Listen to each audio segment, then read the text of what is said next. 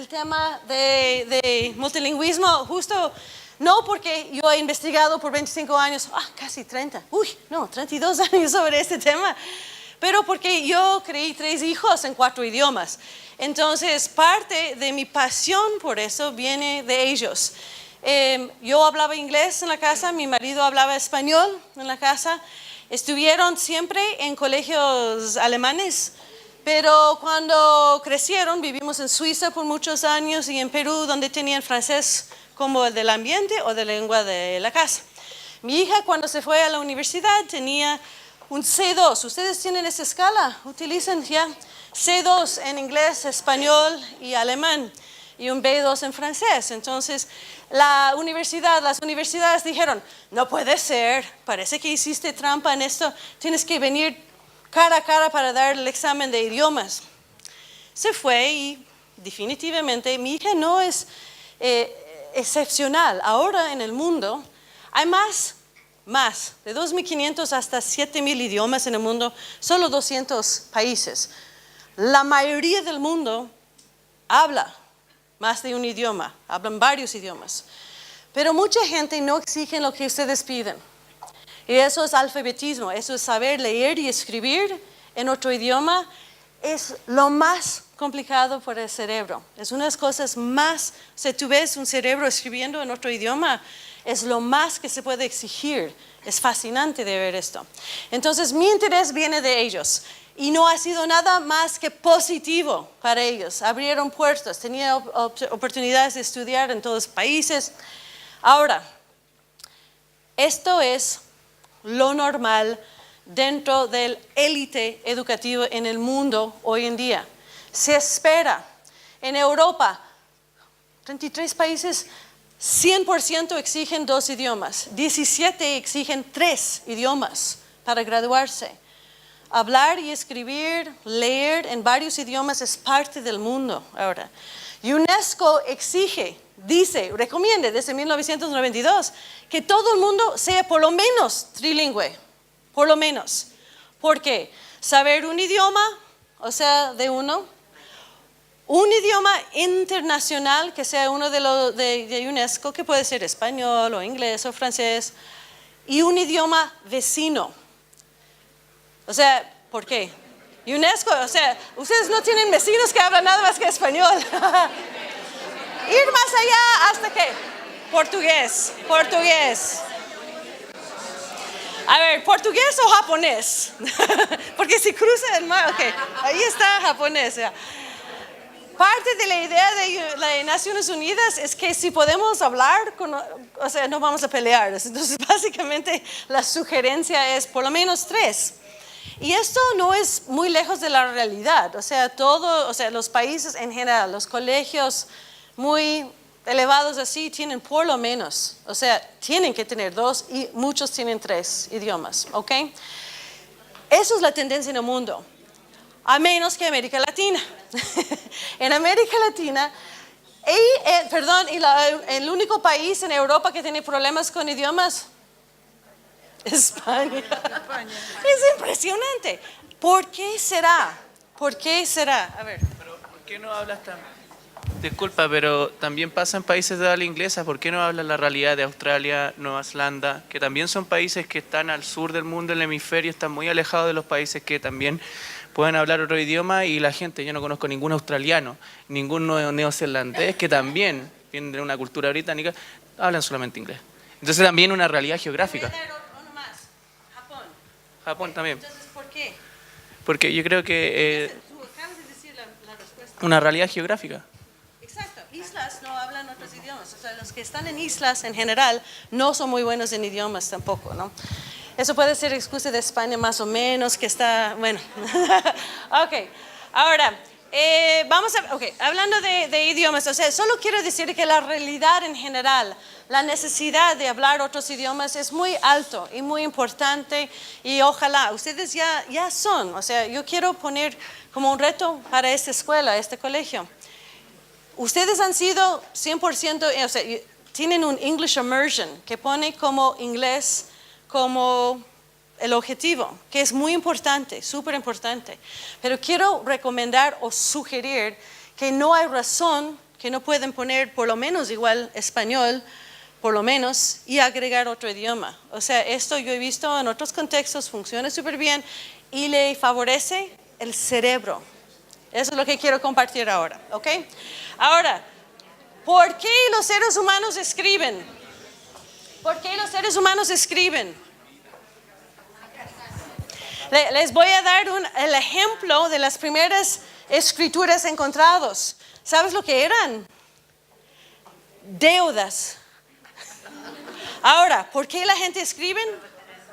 Para recordar, para acordar. Sabemos que no hay aprendizaje sin memoria y sin atención.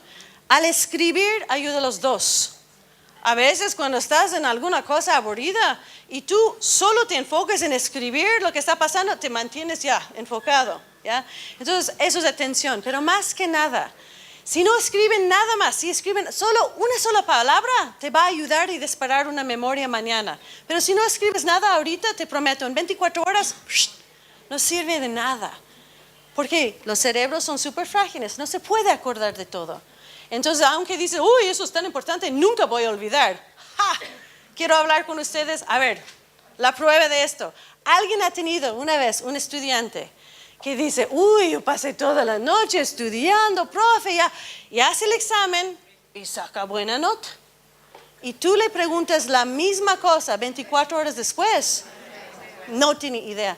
¿Por qué? El dormir y soñar para la consolidación memoria. Pero este chico simplemente no tenía memoria de largo plazo la información.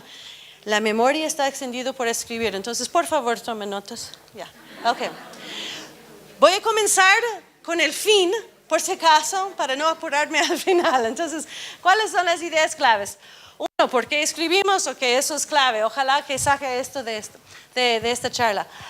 Diseñar una experiencia educativa sin comprender el cerebro es como diseñar, o sea, un guante sin entender la mano. Eso sí hemos hablado. Es fundamental que los docentes aprendan más del cerebro. Tercero, la docencia es la profesión más importante de la sociedad. Eso es lo que quería que ustedes sí acepten eso. ¿No estás de acuerdo? A ver.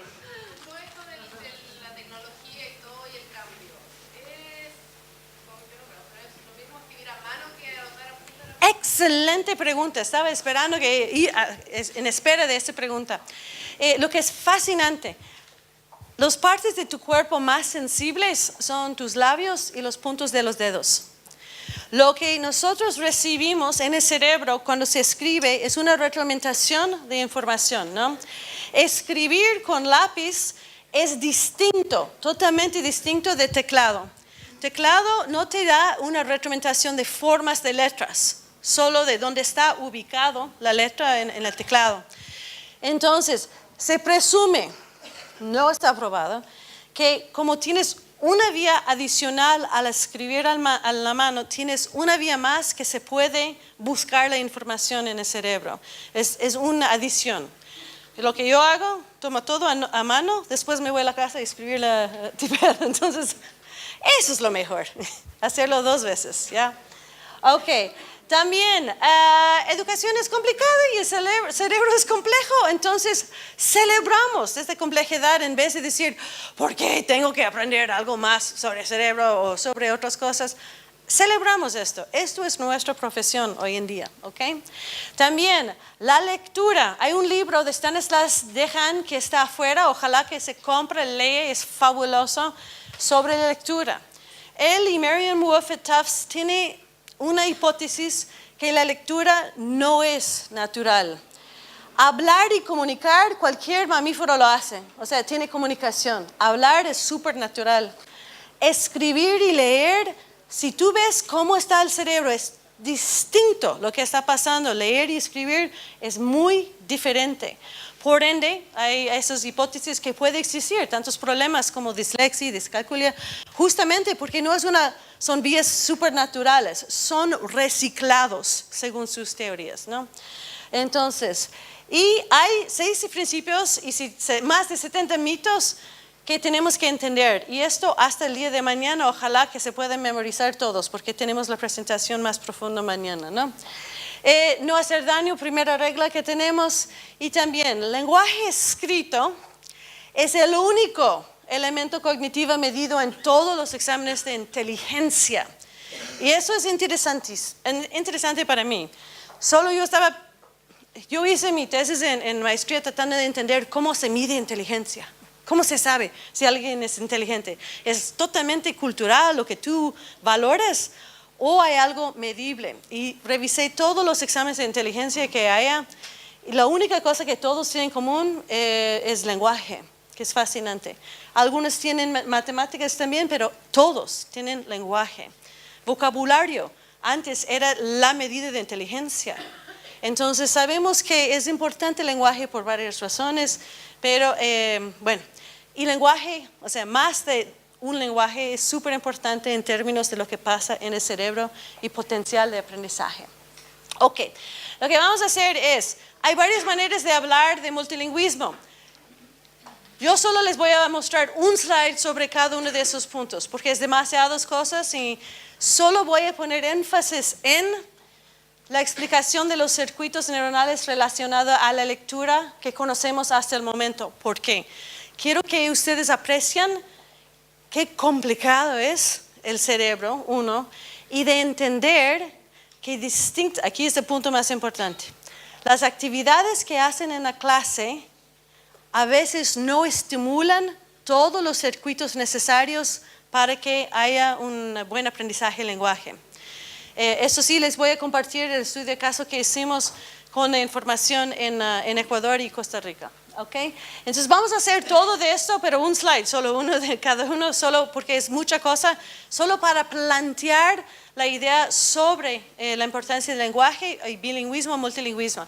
Por cada uno de estos, si se van a la página web nuestra, existe toda la información que quieres sobre cada uno de esos puntos, es un taller entero cada uno. ¿Ok? Ok, ahora, entonces, los beneficios de bilingüismo. ¿Alguien duda que ser bilingüe tiene beneficios? Es positivo, ¿no? ¿Por qué? ¿Cuáles son las razones? Conexiones neuronales. Conexiones, entonces, al nivel cognitivo. ¿Qué más? Sociales, relacionales, psicológicos, más autoestima. ¿Qué más? ¿Cómo? Comunicacional. Acceso a más información.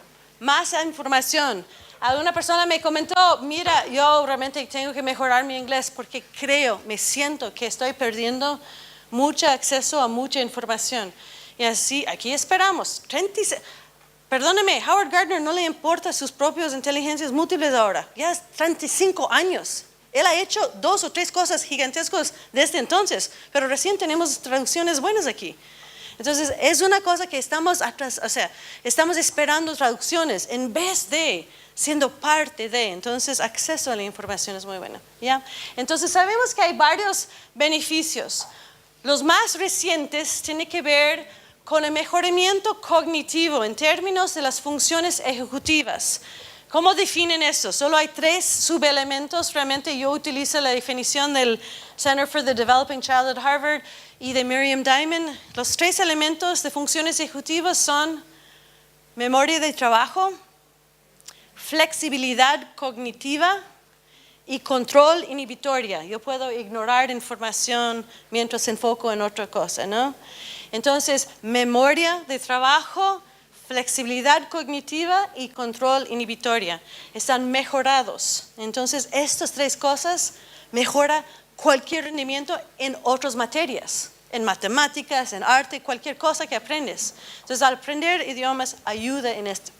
La otra cosa que a lo mejor no sabían, les voy a describir un experimento y ustedes me dicen cuál es el beneficio, ¿ok?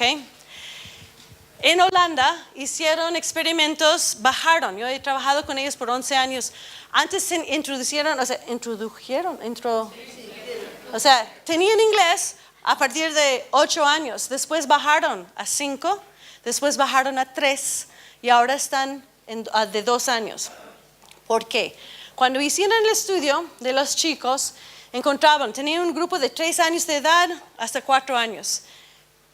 Tenían 20 minutos nomás de inglés todos los días, que estaban expuestos a canciones, colores, pupitres, cosas, o sea, interesantes, ¿no? Solo 20 minutos. Después de 1 año, encontraron mejoras en memoria de trabajo, control inhibitorio y flexibilidad cognitiva.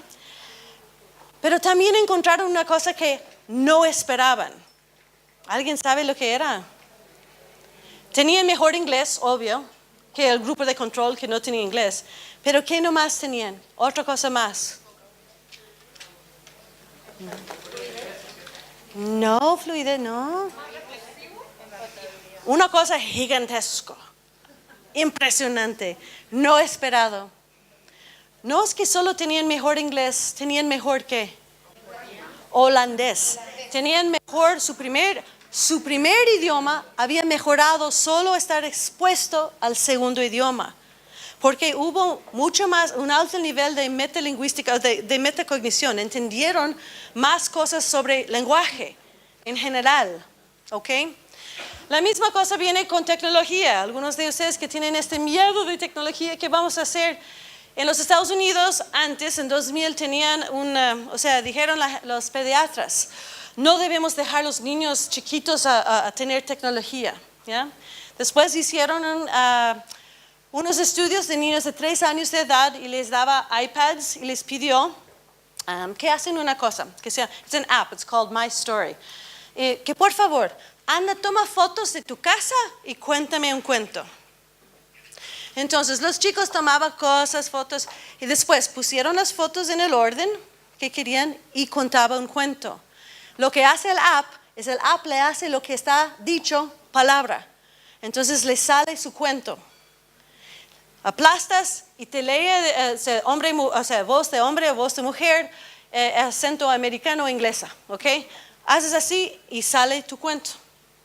Lo que encontraban con esto es que estos niñitos, después de tener esa experiencia, les pidieron, por favor, comparte con un pariente que no vive en tu casa. Entonces le comparte con una tía que vive en Australia esto, y la tía dice, uy, Jeffrey, I like this, but is that a table or is that a door? En este momento, el niño chiquitito entiende de lo que él ve no es la misma cosa que la otra persona percibe, porque él tiene un conocimiento de esta foto que ella no tenía. Y sabe que tiene que mejorar su descripción o la foto para que la otra persona entiende, ¿cierto? Entonces, eso le hizo, después de practicar esto, que los niñitos de 3 años tenían un nivel, se llama de literacy, o sea, de literacies, o sea, un nivel de alfabetización de un niño de 8 años. Entonces, la tecnología no es de tener miedo de tecnología, es nuestro uso. No debe reemplazar nada, o sea, debe complementar lo que hacemos, ¿no? Ok, entonces, tenemos muchos beneficios y muchos que están en nivel cognitivo. Ahora, el segundo, que tiene que ver con idiomas, diferencias entre el lenguaje hablado y el lenguaje escrito o leído. Muy distinto. Demora un niño solo más o menos 1 o 2 años, dependiendo de la metodología de la escuela, a tener un nivel de lenguaje hablado por su edad. Un niño puede tener, o sea, mis hijos les dejan en Francia, o sea, les dejan en Suiza, que tienen un buen año allí y hablan francés, ¿ok? Dependiendo de la metodología. Pero para leer y escribir, el promedio es 5 a 7 años para poder leer y escribir al nivel de un nativo, ¿ok? Eso es importantísimo reconocer, que si nuestros objetivos aquí son de hablar español bien, porque ya tienen todo en inglés, ok, perfecto, pero si queremos que tengan un nivel adecuado por su edad, escrito, y poder leer al nivel de la gente de su misma edad en Chile, tiene que tener expuestos explícitamente enseñanza de 5 a 7 años también en español. Y eso es aprendizaje auténtico, significa que no es solo la clase de español. O sea, tiene que ser a través de materias, de verdad, ¿ya? Como química o historia, ¿ya? Pensamos en esto. ¿Alguna duda sobre esto? ¿Alguna pregunta? Eso sí tiene que ver con inglés, o sea, no tiene que ver con otros idiomas, pero el aprendizaje de inglés. ¿Está bien? Ok. Ahora, el tercer punto tiene que ver con los circuitos neuronales. Vamos a pasar más tiempo en esto. pero el punto básico, y ese es el libro de Hani que está afuera, hemos empezado a descubrir, eso fue en 2009, ahora en 2017 tenemos muchísima información que voy a compartir con ustedes sobre las distintas redes que tienen que estar listos para leer. Ups, miento, le voy a demostrar ahorita, entonces este punto, ok. El cuento atrás. Me pidió en el gobierno de Costa Rica en 2013, tenía una hipótesis, dijo, mira, hay demasiados chicos en primer grado que están fracasando.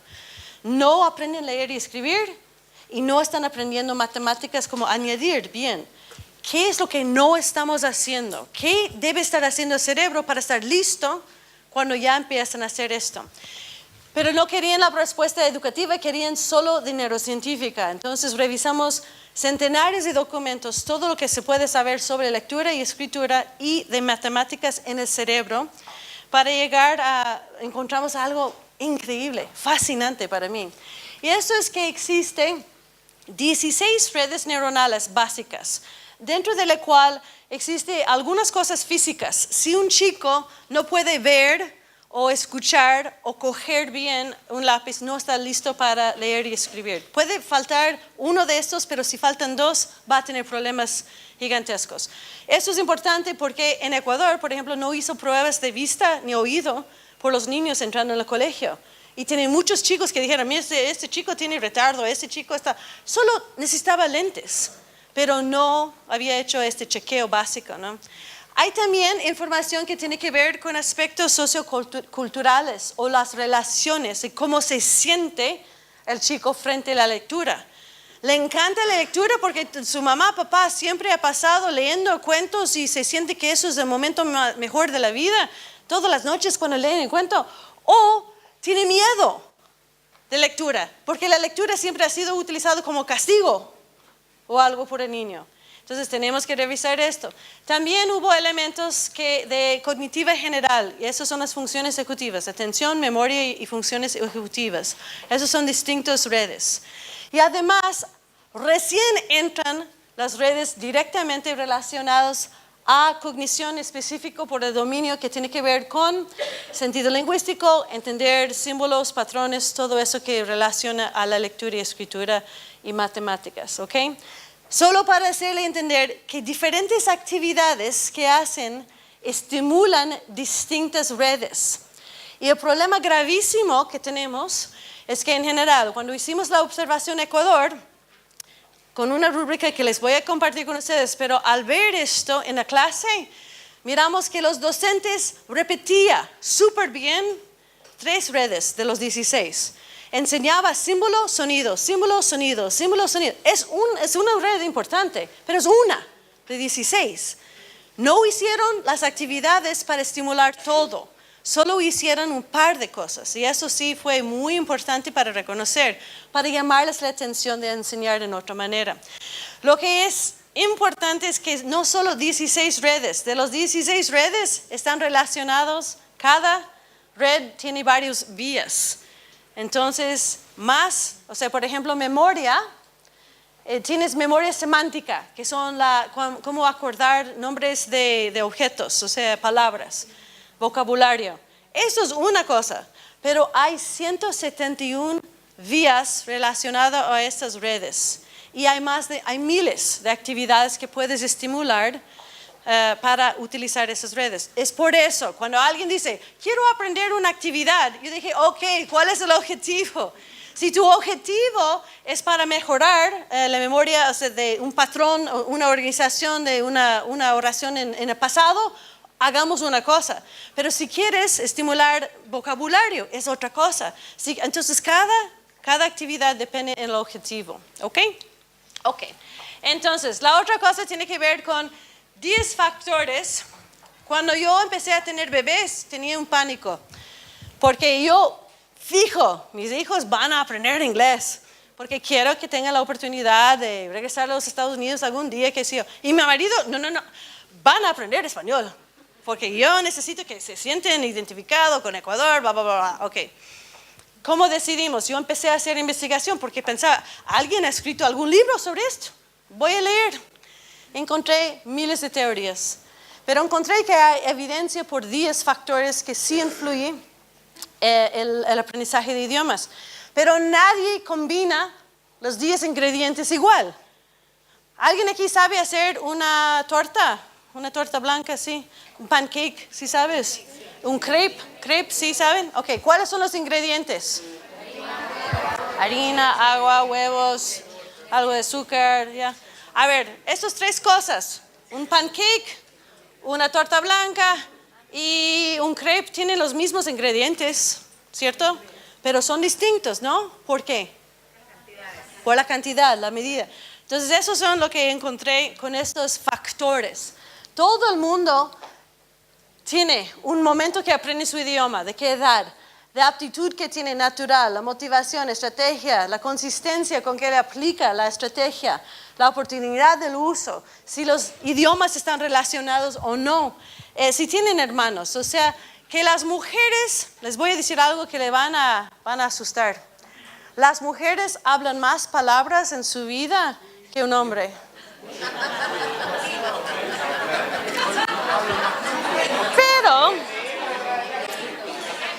Pero eso no significa que las mujeres son mejores en el lenguaje.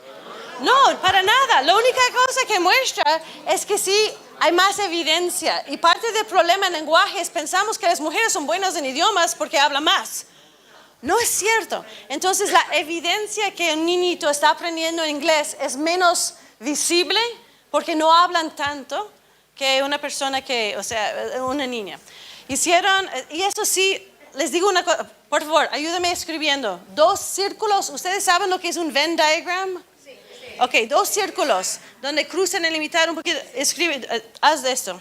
Solo para que no me malinterprete lo que estoy diciendo. Las mujeres, las niñas sí hablan más. No significa que son mejores en idiomas. Eso es una generalización tremenda. Cuando hicieron un experimento, colgaron micrófonos y niños y niñas de 4 o 5 años le daban miles de juguetes y dijeron, jueguen nomás. Y solo estaban escuchando todas las palabras que dijeron. No es que las mujeres hablaban casi 100%, aunque estaban jugando solas, ¿no? Entonces, me voy por aquí, me voy a poner esto, me voy a guardar. Y que los niños dijeron mucho menos palabras. Y la mayoría de las cosas que dijeron, ¿saben lo que eran? Yeah. Rum, rum, ruf, ruf, ruf. O sea, animales, o sea, motores, pero menos palabras, ¿ya? Pero cuando tú ves su aptitud por lenguaje, no hay ninguna diferencia. La única cosa es que las niñas están mostrando más uso, entonces pensamos que son mejores. Pero no es así. Con este Venn diagram aquí, lo que es fascinante, pon así, pon hombres y pon mujeres de un lado, hombres y mujeres. Lo que quiero que caigan en cuenta, cuando miramos a los cerebros, cuando miramos aptitudes entre hombres y mujeres en el mundo, hay más diferencia, y qué pena, porque en inglés es más fácil decir esto, hay más diferencia entre, we say among, entre mujeres y entre hombres que hay entre hombres y mujeres. ¿Me entienden? O sea, ¿qué dije? A ver. Que las diferencias se acentúan en cada uno de los géneros separados. Claro. Más diferencia entre los mismos hombres, más diferencia entre las mismas mujeres. Pero no. Que las diferencias se acentúan al interior de cada uno de los géneros y no en la interrelación. Entonces, eso es, ustedes van a ver un grupo de mujeres y hay más diferencias entre sus aptitudes por lenguaje, digamos, y grupo de hombres, vas a ver que hay más diferencias allí que hay entre los dos grupos, ¿ok? ¿Está bien? Ok. Entonces, zurdo o diestro sí es un reflejo, o sea, tú puedes ser dominante en varias cosas. ¿Qué es lo que tienes? ¿Dos de qué? Todo lo que tienes 2, uno es dominante. Sí, esto también. A ver, de ojos, sí, de oído, de brazos, pies, hay dominancia, ¿cierto? Ok. En alrededor, o sea, de 7 a 11% del mundo es zurdo, ¿ok? Más o menos la mitad de ellos son patológicos, no son por genética que debe ser, ¿Por qué? Porque en En gestación los hemisferios no crecen a la vez, uno crece un poquito después del otro, entonces no crecen igual. Sobre o bajo estimulación en una de esas instancias puede ser que una persona que debería por genes ser diestro termina siendo zurdo. Okay. Pero pensábamos que 70% de los zurdos y 95% de los diestros tienen dos hubs, dos nodos críticos del lenguaje de Broca y Wernicke en el hemisferio izquierdo. Pero sabemos, eso sí es típico, pero si eso sí se marcha, le hace un traslado al otro lado y entonces tú puedes tener idioma en otros lados. Entonces pensábamos que esa dominancia del lenguaje era en el hemisferio, eso sí también es un mito, hemisferio izquierdo, simplemente por esas razones. Ahora sabemos que el lenguaje está cruzado en redes muy complicadas a lo largo del cerebro. No es en un cerebro, o sea, un hemisferio u otro hemisferio.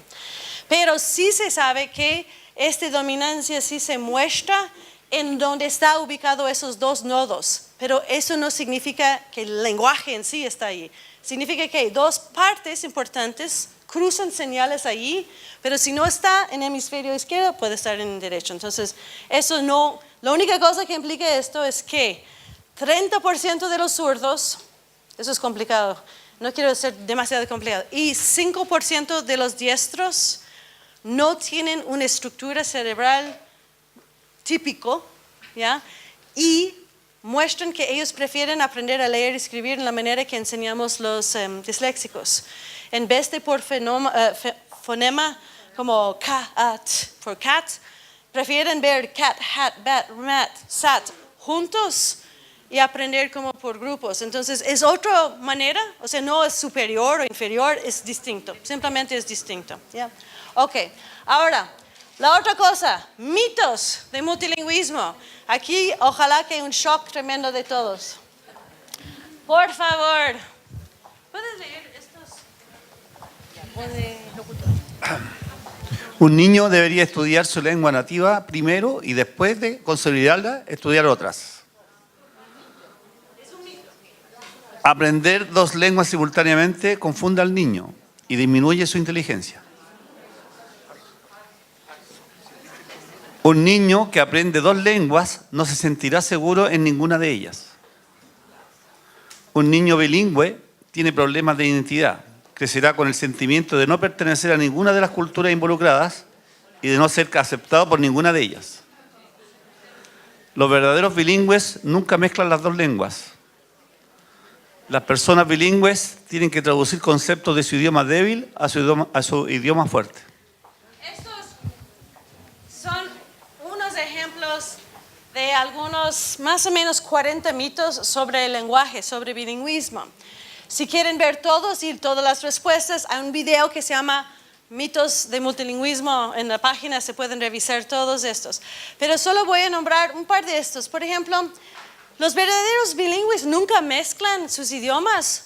Ahora existe un interesantísimo estudio que se llama sobre translanguaging, que es el uso, o sea, cuando una persona ya es sofisticada en su uso de idiomas, es normal, natural y motivado a utilizar, o sea, se va prestando palabras que no existen en un idioma a otro para hacer comunicarse con otros. Esto funciona siempre y cuando dentro de su contexto todos entienden el idioma. En el colegio alemán en Quito tienen lo que es el alemañol, o tienen la clase de inglés. Como ellos hacen chistes, o sea, hablan de cómo hablan los docentes alemanes tratando de hablar inglés. O sea, ellos mismos entienden y piden prestado de los tres idiomas cuando es más natural. Porque en esta comunidad todos tienen todos esos idiomas. Entonces, translanguaging dentro de esa escuela sí es súper normal. Que los chicos quieren cruzar y pedir prestado palabras. Translanguaging es una muestra de dominancia, realmente comprenden totalmente los dos idiomas y utilizan lo que es más apropiado. Entonces eso no es cierto. Uno que está aquí que ustedes no están de acuerdo o quieren saber de dónde sale esto, por qué es mito. ¿O ustedes están de acuerdo con todo esto? Ningún shock, nada. Muy bien. ¿Seguro? ¿Cuál es la evidencia que quieres? ¿Sobre cuál? Debe tener evidencia eso para que sea mito. Sí. Las hay. Pero que tú, a ver, ¿cuál es? ¿Hay alguno que tú dices dónde está la evidencia? ¿Qué es la evidencia? ¿Cuál? Que en el fondo afecta que el bilingüismo puede afectar la identidad de un niño. Sí. No, es importante porque el lenguaje de uno sí es parte de tu identidad, más que nada tu primer nombre. Eso sí es una cosa cuando tienen adopciones de niños chiquitos que han vivido con un nombre por 1 o 2 años, después le llevan a otro país y le cambian su nombre. O sea, no solo cambia de idioma, sí es de identidad, que identifica con ciertas cosas. Eso sí es cierto. Pero esto estás diciendo que tengan diferente, no se sienten que es parte de una cultura a otra cultura, por eso. Les cuento, o sea, vivencial, eso sí es anecdotal de mis hijos. Cuando les preguntaba en los exámenes internacionales para entrar en las universidades, ¿cuál es tu primer idioma? Mis hijos, ¡ja! ¿Qué quiere, mami, qué pongo? Y dije, no, a ver, tu primer idioma, a ver, escriben esas 4 palabras. Escriben primero, mejor, native, mother. Escriben esas palabras. Primer idioma, escriben. Primer idioma, mejor idioma, idioma nativo o lengua materna. Ok. Antes pensábamos que esos 4 eran iguales. ¿Son iguales? Pueden llegar a ser iguales, pero no son siempre iguales. Antes, a ver, ¿cuál es la lengua materna? Lo que habla la mamá. Punto. Lo que habla la mamá. Nada más. Existe lengua paterna también, ¿no? Y a veces en algunas sociedades llega a ser que la lengua paterna llega a ser el dominante, porque papá pasa más tiempo con los niños. Pero antes pensábamos que la mamá es la que instruye en el primer idioma, básicamente. ¿Tu primer idioma es distinto a lo que es tu mejor idioma? Puede ser. En el caso de sus estudiantes aquí, que tengan inglés, que tienen español como primer idioma, pero llegan a tener tal vez su mejor idioma, puede llegar a ser inglés, ¿cierto? Puede ser, sí. Disculpa, en la mañana lo conversamos un ratito y relacionándolo con lo que hablaba la Miss Karin de la carga cognitiva. Nosotros hoy día tenemos un alumno aquí en Trehuelas de segundo básico que en la casa le hablan sirio y armenio, lenguas distintas de ambos padres. Y aquí viene y habla inglés y español. Y sí hemos percibido ciertas dificultades a su nivel comprensivo en español, por esta a lo mejor carga cognitiva de tanto idioma, donde no tiene en el hogar tampoco mucho soporte que establezca una prioridad dentro de esos 4 idiomas. A ver, solo para definir, ¿cómo medimos carga cognitiva? Es realmente la energía utilizada con la memoria de trabajo. ¿Qué está mejorado por bilingüismo? Memoria de trabajo. Entonces, los bilingües tienen mejor memoria de trabajo y más facilidad en manejar todo eso de carga cognitiva que existe. Entonces, eso sí es un beneficio que existe en esto.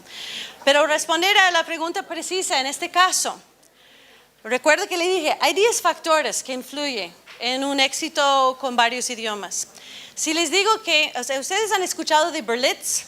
Sí, Berlitz, que tienen las escuelas de lenguaje, ¿no?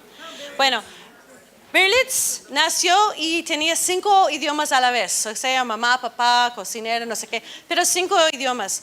¿Cuál era la clave? Que tenía una estrategia bien clara y una consistencia entre las personas que hablaba con él. Entonces, al tener la clave en todo idioma es calidad y cantidad. Aquí viene un problema. Los papás que hablaban tal vez sirio, pero al mismo tiempo quieren integrarse en Chile, entonces están mezclando algo de mal español con este chico. no le permite, porque esta persona no sabe su rol. ¿Qué debo hacer yo para apoyar a mi hijo?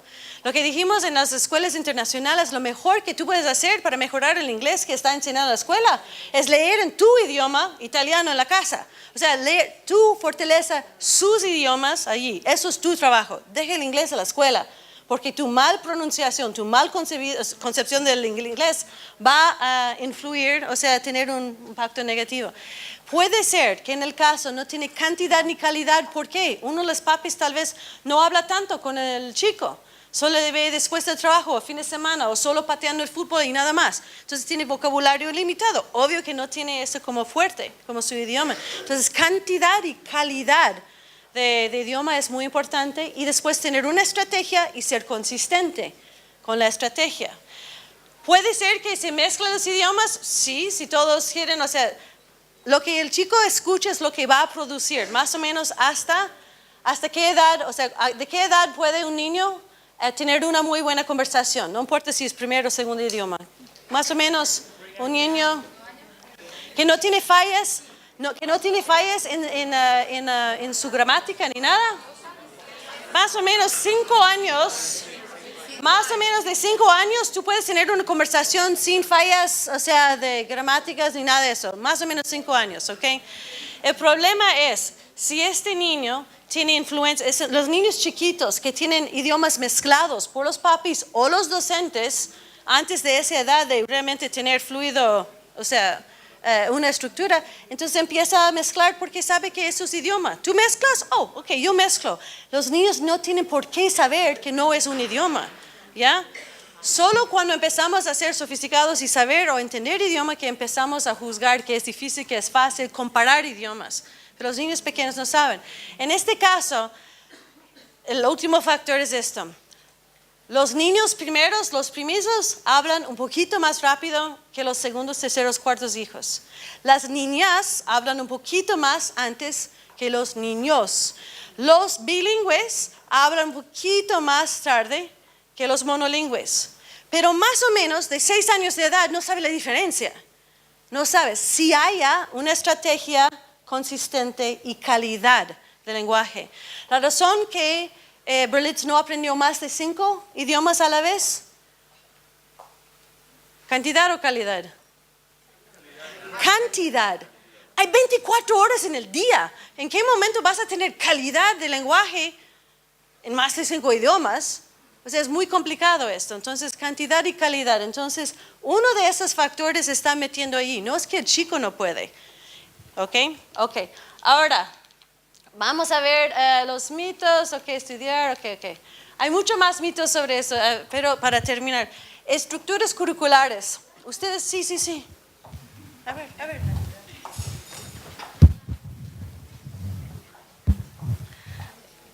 Tenemos una duda grupal en cuanto a cuando nosotros le enseñamos inglés y español al mismo tiempo a los niños, que trabajamos con niños de preescolar entre 3 y 6 años, nos encontramos en la disyuntiva siempre desde si es que cuando hacemos clases de inglés o hablamos en inglés a lo largo de la jornada, ¿está mal si es que metemos nuestro propio idioma entre medio? Porque a veces incluso hay como este establecimiento al lado de otros colegios, hay algunos que hablan solo inglés y nosotros intercalamos los dos, o algunas que prefieren el inglés o mezclamos las dos cosas.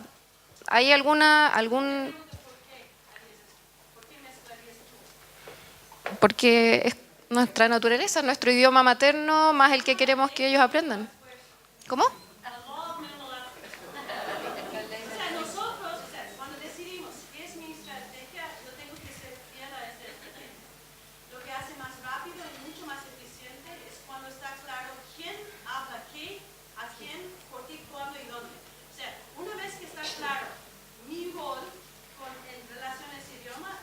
consistente, eso le hace mucho más eficiente el aprendizaje del niño.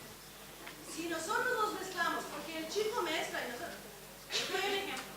Recojo a mis hijos, se van al colegio alemán por la primera vez, mi hijo Gabriela atrás, los chicos acaban de venir de 4 horas y media en alemán, puro, ¿no?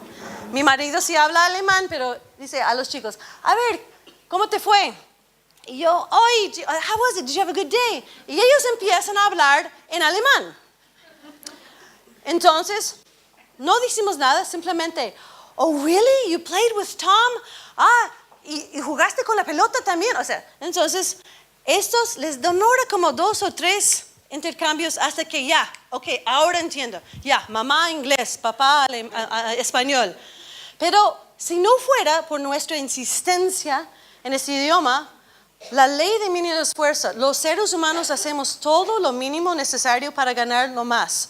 Entonces el chico, les cuento otra cosa, Gabriel, divino, adoro a mi hijo, pero de 3 años de edad, entró a la escuela, alemán, no tenía pie de alemán, nada, y hubo allí 3 otros chicos que tenían inglés en la casa, ¿ok? Y él se queda con su grupo, porque ya, por lo menos entiendo a ellos, ¿no? La docente entra y dice, y hubo un grupito que hablaba francés en casa, y el resto eran alemanes. Ella entra, la primera cosa, les dicen todas las direcciones en alemán. Después, explica todo otra vez en inglés. Y después otra vez en francés. Y hubo una niñita allí de húngaro. Y Ursi no hablaba ninguno de esos idiomas. Y ella miraba y miraba. Y después salió. En 3 meses, yo le pregunté y dije, Beate, todos están aprendiendo alemán, qué maravilla. Ella me dijo, todos, pero ¿sabes lo mejor? Ursi es, nativa. 3 meses y sabe hablar alemán. ¿Cuál era el problema allí? Simplemente, Ursi no tenía esta ayuda extra. Y los niños, ¿qué pilas? Mi hijo solo sentaba ahí, aunque entendía, esperaba hasta que me dicen inglés. ¿Qué? Se le pone la cara como yo no entiendo, pero la verdad, si la Ursi entendió, todos entendieron. Simplemente la ley de mínimo esfuerzo. Si espero suficiente, me van a decir en mi idioma. Entonces ahí viene lo que van a aprovechar los chicos y va a ser menos eficiente tu estrategia de mezclar. Tú tienes que tener la disciplina de decidir, eso es nuestra estrategia y voy a ser fiel a esa estrategia, ¿ok? ¿Quieres decir algo o solo estás saludando? Ok, muy bien. Okay. Ahora, estructuras curriculares. ¿Sí estoy viendo el tiempo? Sí, ok. Estructuras curriculares. Ustedes tienen lo que se describe en la literatura, inmersión total, ¿ok? Tienen lo que es que aprenden 100% en inglés. ¿Es cierto o no? ¿Estoy mal en comprender? ¿Qué tienen? ¿Cuál es la estructura? ¿Ah? ¿Cómo?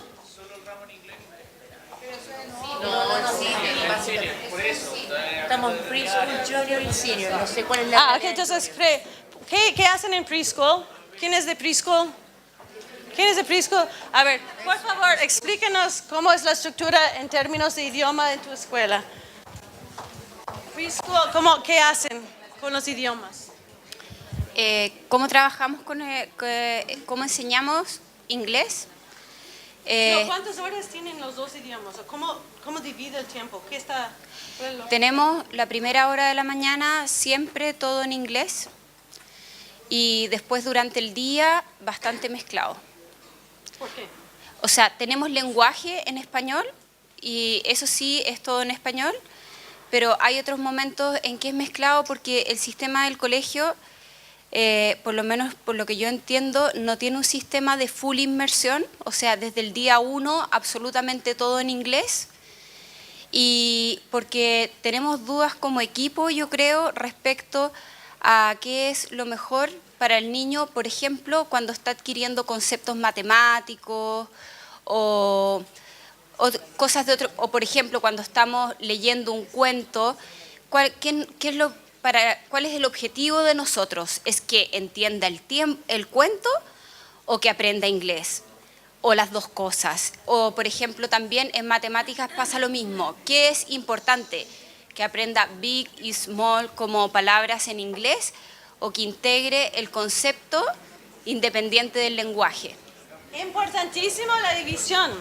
De entender, eso es súper clave, que dice, tenemos que decidir cuál es la prioridad, cuál es el objetivo por esta lección, entonces dependiendo en eso, se utiliza distintos idiomas. Eso sí está concreto, está perfecto.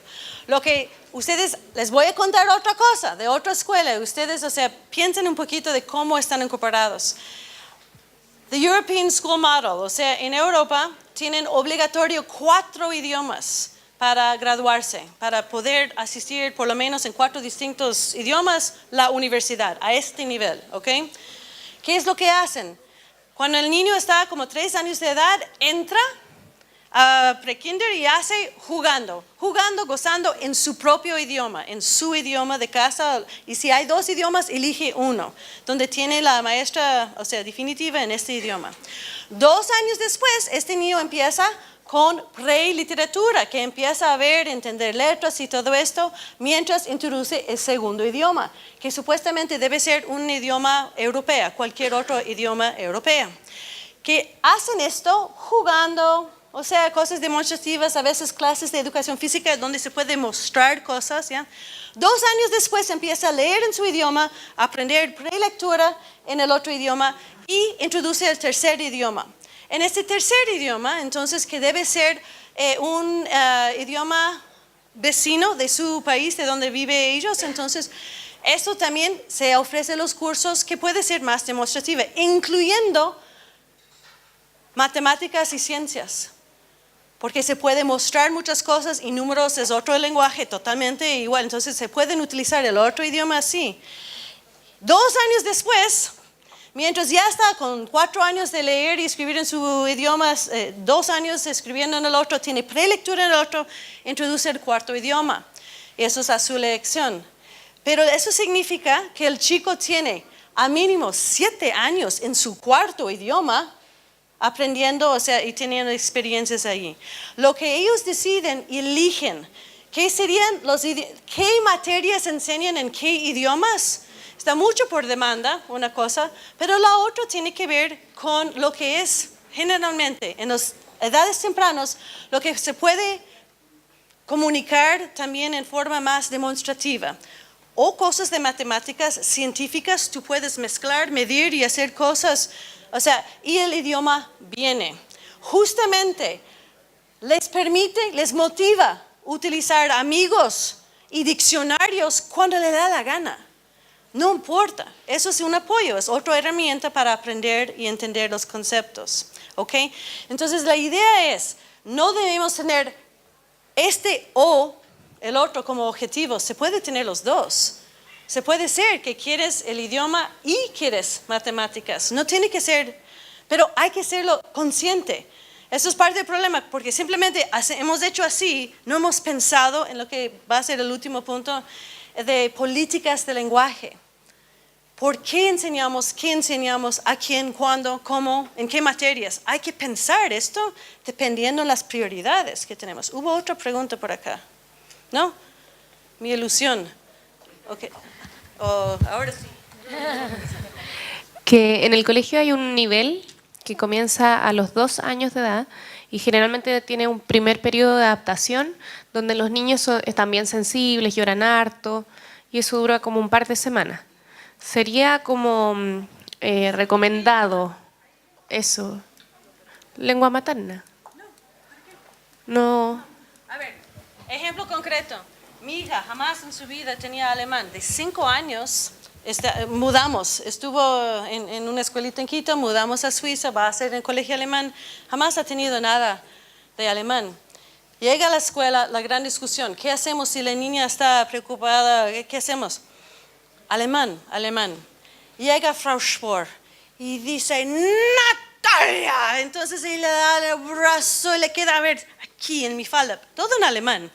Le hace sentir amado, le hace sentir bienvenido, le hace, pide ¿quién antes que llegue la niña, quién quiere ser la amiga de Natalia que va a entrar hoy día? Ustedes 3, ok, ustedes van a almorzar con ella, le va a mostrar dónde está el baño y le van a ayudar, ¿cierto? Entonces, enseguida, amigos, todo en alemán, docente, todo en alemán. En 3 semanas estaba ya reina del show de Navidad, cantando todo en alemán. Cantar no es idioma, pero bueno. Entonces ella estaba súper cómoda por la actitud, la manera que mostró, la afección que sentía en el grupo, independiente del idioma. Entonces hay mucho más maneras de hacer que una persona se siente, o sea, bien amado, independiente del idioma. Y le hizo amar el alemán. porque encontró amigos, encontró un buen docente en ese idioma, le hizo sentir mejor hacia el idioma, ¿me entiendes? Entonces no tiene que ser esto, pero hay que pensar, porque es una decisión de su grupo, tiene que decidir qué quieren hacer, ¿ya? A ver. Perdón, otra pregunta. Entonces, ¿tú sugieres más la inmersión total en vez del bilingüismo? ¿Cuál es la respuesta? Depende en su objetivo. Todo depende del objetivo que ustedes tienen. Todo depende del objetivo. Entonces, por eso quiero mostrarles otros, o sea, las maneras, las estructuras curriculares más básicas que existen, de más evidencia que existe. Inmersión dual, donde tienes igual, que los niños tienen igual en 2 idiomas, pero no es igual la misma clase. Debes tener un mínimo, aquí viene el problema que ustedes van a tener.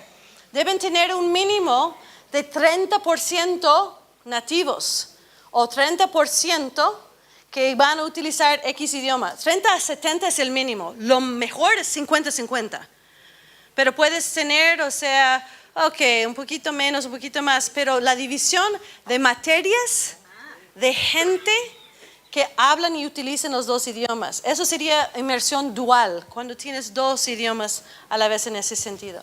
La inmersión parcial es cuando tienes lo que ustedes tienen, exactamente lo que ustedes tienen, inmersión parcial, donde en ciertos niveles tienen mezclados y otros niveles ya tienen como utilizando un solo idioma. Lo peor que puedes hacer en el mundo es sacar un niño afuera del aula, si el objetivo es lenguaje. Lo peor que puede hacer.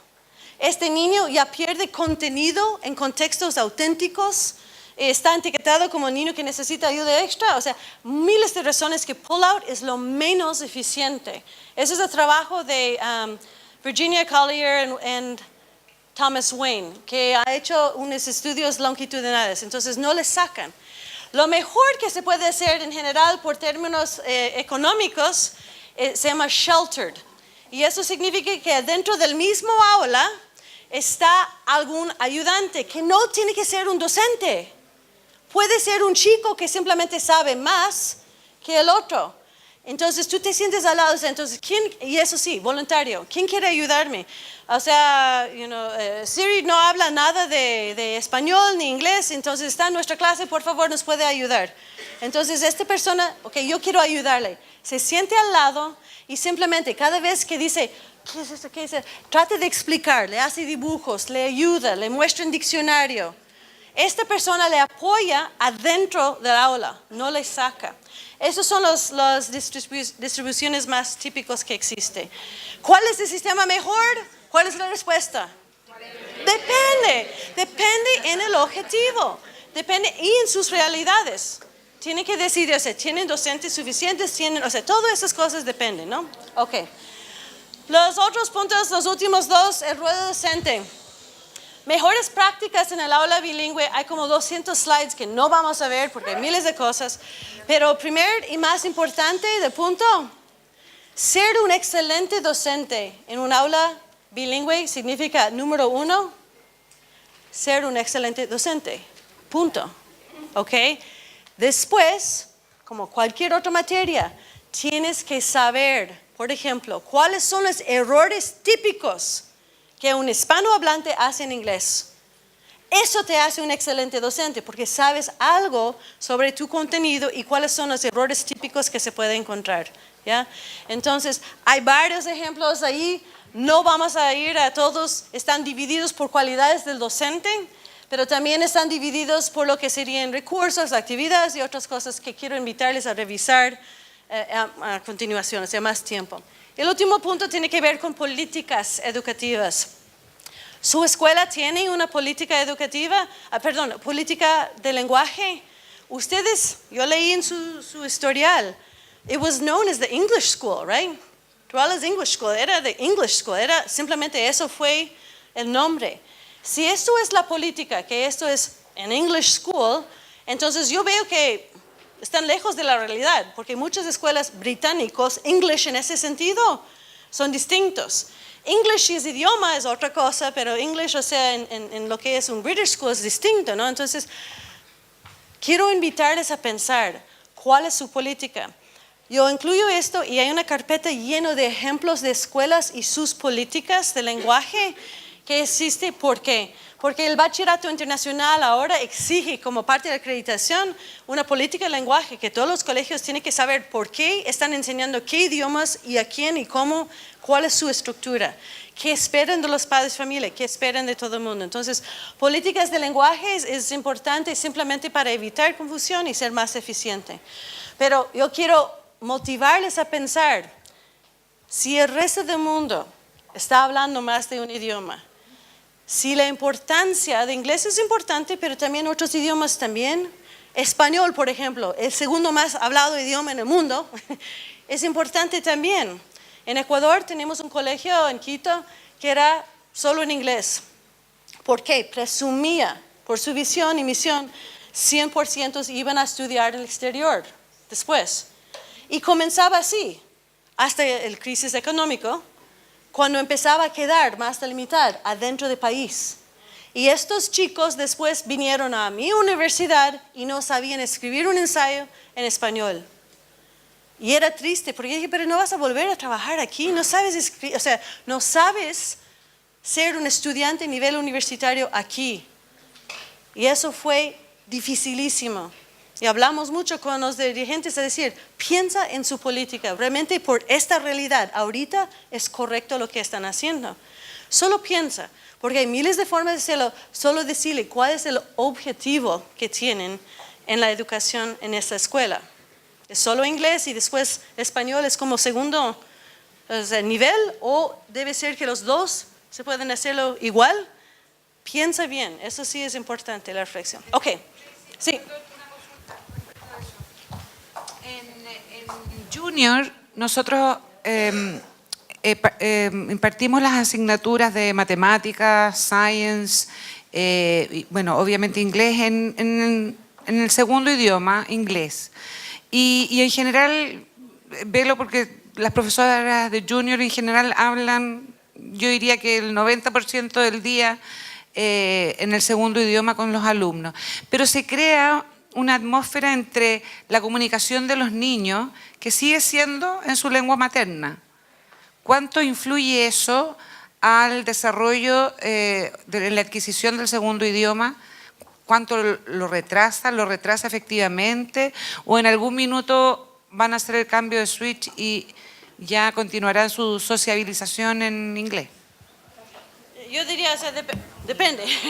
Mucho depende. En el caso de mis hijos siempre hablaba, o sea, con sus amigos, eso alemañol, literalmente, o sea, mezclaban el alemán y el español porque era el idioma de su grupo. Y eso sí les hicieron aparte de todos los otros chicos y todo. Eso era su idioma. Entonces, depende en el uso y depende de lo que quieren. La verdad, la única cosa que no haría, es chistoso decir, yo soy contra las cosas punitivas. Yo no sé si eso es contradictoria, pero yo no creo nunca que se deben castigar a un niño por hablar en un idioma. Dicen, no, aquí en el recreo tienes que hablar inglés también. Y después castigo, si no. Eso intentaron hacer en la escuela alemana en Francia, en Suiza. No querían que hablen francés en el recreo. Entonces estaban ahí vigilando, que no hablaba nada más que alemán. ¿Cómo odiaba los niños esta regla? ¿Cómo odiaba? Porque encontraron una manera, o sea, de esconderse a jugar a solos en francés porque era más natural. Yo creo que es horrible motivar en ese sentido. Solo dibujo una cosa más y después terminamos esta parte. Dibujo un cuadro, por favor, y escribe una cruz adentro del cuadro. Para que hay 4 cuadros adentro de un cuadro. ¿Sí? ¿Me explico? Divídelo en 4. Exacto. Si te digo, conectado a ese último punto, para el aprendizaje en la vida de los seres humanos hay miles de motivadores, pero hay 2 pares que son súper comunes y utilizados todo el tiempo en la escuela. ¿Cuáles son? ¿Qué es un par de motivadores? ¿Cómo se motiva la gente? ¿Cuáles son un par de cosas? Una persona puede ser motivado. ¿Cómo se llama esto? Intrínseco y extrínseco. Entonces, por favor, pon un una E, una I. Intrínseco, extrínseco en uno de estos, ¿ya? Intrínseco, extrínseco. No, afuera. Sí, intrínseco, extrínseco. Sí, así, perfecto. ¿Cuál es el otro par de motivadores? Una persona puede ser, ¿qué pasa? Si no lo haces, no puedes salir ese fin de semana. O te voy a dar un caramelo si lo haces. O sea, ¿cuáles son? Positivo o negativo, ¿ok? Pon esto como el otro par. Estos son los dos pares más comunes. Ahora, mira estos 4 cuadros allí. ¿Tú puedes aprender en todos ellos? ¿Tú puedes aprender en una forma extrínseca negativa?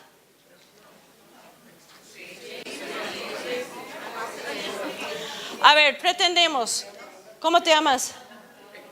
Héctor. Pretendemos que Héctor no sabe nadar. ¿Sabes nadar? Entonces, no sabe. Entonces, le cogemos a Héctor y le lanzamos en la piscina. Vamos, Héctor, si vas a poder. Vamos, si vas a poder. Sí, vas a poder. Lograste. Héctor aprendió a nadar. Extrínseco negativo. Aprendió. ¿Le gustó? ¿Va a volver a la piscina? No. Ok, aquí viene el problema de metodologías de enseñanza con los chicos, ¿no? Se puede hacer así, negativo, extrínseco, pero aquí viene, ¿en cuál de estos? Se puede aprender en todos, pero solo en uno hay la garantía de transferencia. Eso significa que lo que está aprendido se puede y va a utilizar en un nuevo contexto. ¿Cuál es? Positivo intrínseco. Allí es donde los chicos van a aprender a usar esto porque quieren, porque ellos quieren. No porque viene del externo, no es porque es negativo. Cuando ellos quieren, hay transferencia. Es la única prueba de un verdadero aprendizaje. ¿Ya? Entonces pensamos en eso. Eso conectado a esta situación. Si queremos tener nuestras reglas que se deben o no deben usar inglés afuera o adentro del recreo, lo que sea, piensa bien, cuando están suficientemente motivados, porque ellos quieren, van a utilizar el idioma, o sea, el target language. No debemos forzar esto, porque eso sí le termina una cosa totalmente negativa. ¿Ya? El mejor, ¿cuál es el número, último punto, cuál es el número 1 en intrínseco positivo? Dime qué es. Yo les cuento. Yo no sabía español, me fui a 14 años, entonces la verdad horrible, hasta que en la universidad conocí a Cristian. Y amaba a Cristian y su idioma. Entonces, número 1, la motivación más fuerte y intrínseca positiva es del amor. Y ustedes ya tienen esto. Veo los testimonios de los chicos en este libro. Muchos creen que eso es su familia y ahí, como aman su familia, aman lo que está pasando aquí, incluyendo el idioma y todo el resto. Entonces, pensamos en eso. Terminamos con esto invitándoles a revisar todas esas otras cosas, los beneficios en más detalle, las metodologías en más detalle, las técnicas en más detalle. Todas esas cosas les invito a ver más. Para cerrar, lo que quiero es pedirles... solo la única cosa que no hay desventajas en bilingüismo. 0. Hay 0. Hasta que... You're going to let me tell one more story. Hasta que Laura Ann Petito, que hace solo escaneos de cerebros bilingües, lo que ella encontró, tenía una hipótesis. Niños y niñas de 8 años de edad en pobreza, en casos de pobreza, en barrios muy pobres. Les enseñaba, los que hablaban inglés en la casa, les enseñaba a leer y escribir en español. Los que hablaban español en la casa, les enseñaba y reforzaba el inglés. Después de 1 año, ustedes saben, si un niño entra atrasado en lenguaje, atrasa en todo y a lo largo de la vida, si no hay remediación. Ella encontró que enseñar a los chicos a leer y escribir en un segundo idioma, how do you say ameliorated? Negó todos los efectos de la pobreza.